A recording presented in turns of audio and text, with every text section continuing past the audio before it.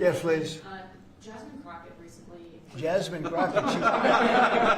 Jasmine, remember when I said, is she a relation to the late, great Davy Crockett? I don't think so. Jasmine Crockett, let me tell you, before you even ask, she's a very low IQ person. I mean, if we ever had to pass an aptitude test, that's the one should take one because she shouldn't even be in the crowd. So I have no idea what you're going to, but I don't think we should waste our time. This is a low IQ person who I can't even believe is a congressperson. Between her and Ilman, Omar, and the group. You know, I met the head of Somalia. Did you know that?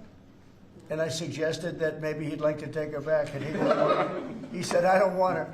Okay, what else? Go ahead. You want? Let's hear what Crockett said. Go ahead. She compared ICE raids to slave patrol. I want to ask you. To slave? To slave patrol. I want to ask you if you think that there should be consequences for members of Congress who make these types of comparisons or use this type of language. Well, I think she's gone over the line, and I think a lot of the people. Look, the Democrats have become radical left lunatics.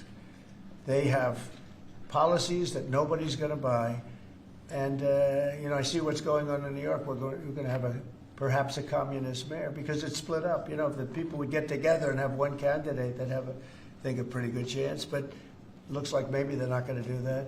But we're going to end up with a communist mayor. It's not even believable, my beautiful New York. When I left New York to become president, it was a great place.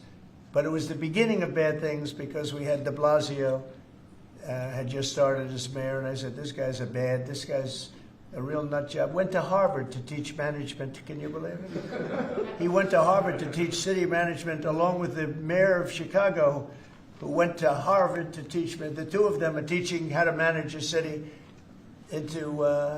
manage it into hell is what they do. But that was the beginning, and now we're going to go a step further. Now we're going with the communists. Can I be honest? I think it's the greatest thing to ever happen to the Republican Party. I really do. I think if a communist takes over New York City, I think that's a gift to the Republican Party. It's sad for New York, but it's a gift. And New York will recover because, you know, sometimes you need a shock like that to straighten you out. But it's politically, it's probably a very good thing.